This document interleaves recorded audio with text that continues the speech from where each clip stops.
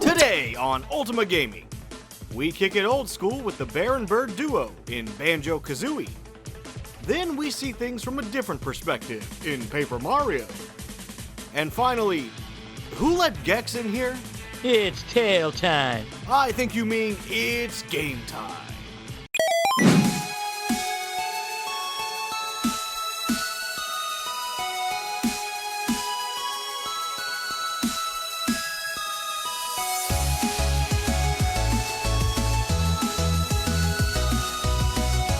And now here's your host, a man fighting depression like his life depends on it, Hunter Gid. I'm depressed because some people can't be bothered to show up to film because it's 2020 and life sucks and the world is burning down between COVID and racism and all this other crap going on. But you know what? That's why today we're going to go back. We're going to go back to a simpler time, the 1990s, when the biggest question that mattered was, do you have a Nintendo or a Sega? Actually, what the games we're going to be looking at, it's more of a Nintendo and a PlayStation, and Sega was kind of there, but in the back. But regardless, today's episode is going to be Retro Reviews, a special retro episode, throwback Ultima Gaming episode, where today we're going to be looking at Paper Mario, Banjo Kazooie, and Gex, Enter the Gecko. These three classic gems are all fantastic titles from the 90s that deserve love even to this day, especially with Paper Mario having a new game coming out just next month. So, speaking of which, let's take a look at Paper Mario for the Nintendo 64 and see why it is such a beloved classic.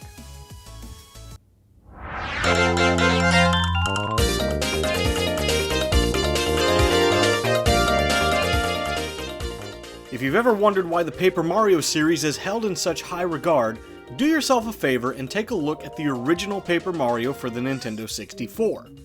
Released in 2000, this game was initially built as a sequel to Super Mario RPG, but after the departure of Squaresoft as a partner with Nintendo, they hired Intelligent Systems to create a new Mario RPG.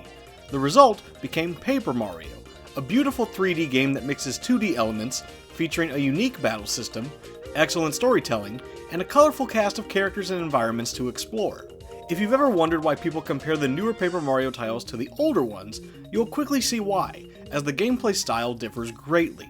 The original Paper Mario plays like a traditional turn-based RPG, at least for the most part. It offers a partner system, where Mario can bring one ally into battle, each offering unique skills and assistance.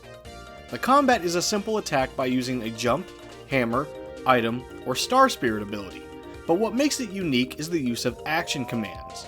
These commands allow players to use certain inputs at the right moment of attack to offer extra damage, such as pushing the A button at the right moment before landing on an enemy, or moving the control stick right before swinging the hammer. This mechanic is actually brought over from Super Mario RPG, and is part of what makes Paper Mario such a fun game to play. The plot for Paper Mario is your standard Bowser kidnaps Peach story, but this time around he does it in a rather unique way. Bowser manages to get his castle underneath Peach's castle, and then causes it to lift off the ground and leaves her stranded in the sky. Bowser has also stolen the mythical Star Rod, which grants him the power to be invincible, letting him kick Mario out of the castle in the sky, making it Mario's mission to rescue the Star Spirits and get back to the castle to rescue Peach and restore the Star Rod to its rightful owners. The game is broken up into 8 chapters, with each chapter dedicated to rescuing a specific Star Spirit and usually a new partner. As the story unfolds, you'll learn more about your partners and their goals, as well as about the residents of the different towns you visit. As you win battles, you'll earn star points to help you progress and level up.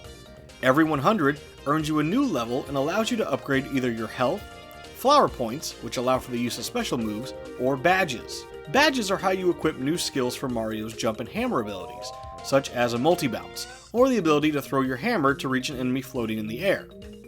What makes Paper Mario held in such high regard is its simplicity as an RPG that's accessible for newcomers to the genre, but it's still well put together and incredibly fun to play. While the writing has seemed to only improve with future titles, the gameplay seems to have peaked for many fans after the Thousand Year Door, which is only the second game in the series. Regardless of your opinion of the series as a whole, the original Paper Mario is typically loved by all, and if you're curious why fans always compare it to the newer games, do yourself a favor and check out this Nintendo 64 classic. Paper Mario gets a 5 out of 5.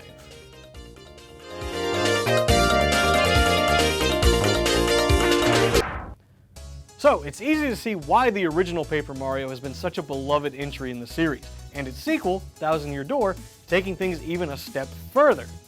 Now, for the rest of the games, they've kind of deviated from the formula and they've gone on their own path. Because of that, a lot of the fans have been divided on the quality of these games. Which brings us to our next series, Banjo Kazooie. This is a series that also started out incredibly strong, with its sequel taking things a step further, and then kind of going off on its own path and doing the wrong thing. But that's okay, we're not here today to talk about the bad, we're talking about the good in the 90s. So, without further ado, here's our review of Banjo Kazooie.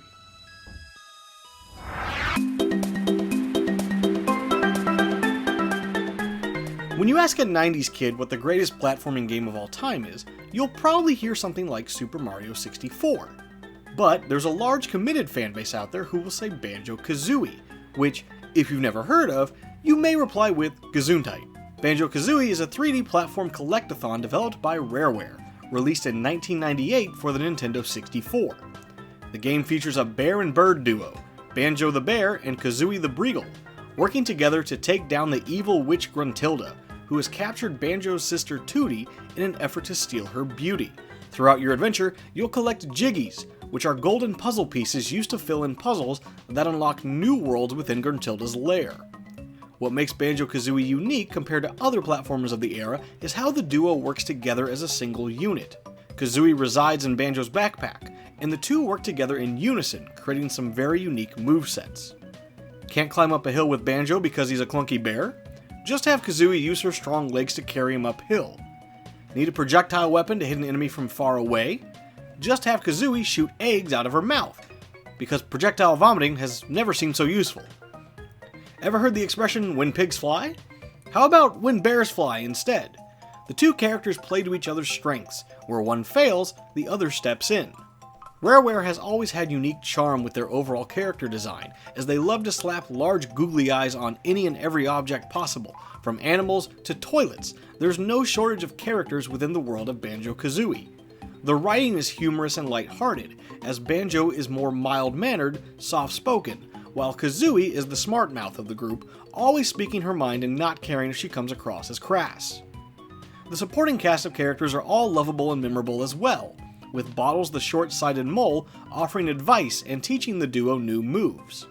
You'll also meet the shaman, Mumbo Jumbo, who transforms Banjo and Kazooie into different creatures based on the level you're in, allowing them to access areas they couldn't in their natural form.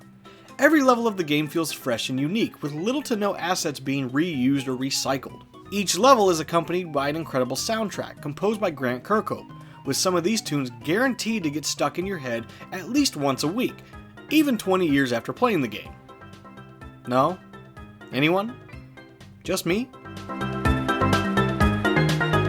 If there's ever been a title that gives Super Mario 64 a run for its money in terms of pure platforming fun, then Banjo Kazooie would be the strongest contender. It saw huge success on the Nintendo 64, creating a sequel, Banjo Tooie, on the same platform, as well as several Banjo Kazooie spin-off titles on the Game Boy Advance. Since then, there hasn't been a single other Banjo game ever. Not once. On a single platform. At all. Banjo Kazooie gets a 5 out of 5.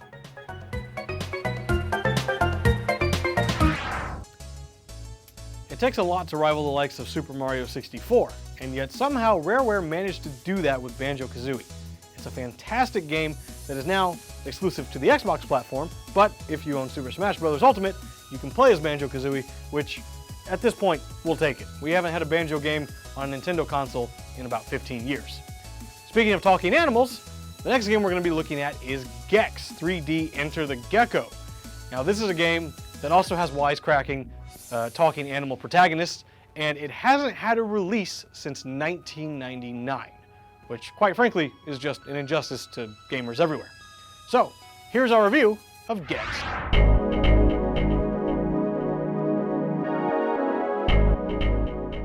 It's tail time, is what you'll be hearing again and again as you go through this game of one-liners from a talking gecko. I know what you're thinking. It's tail time. The real question is, do you love it or hate it?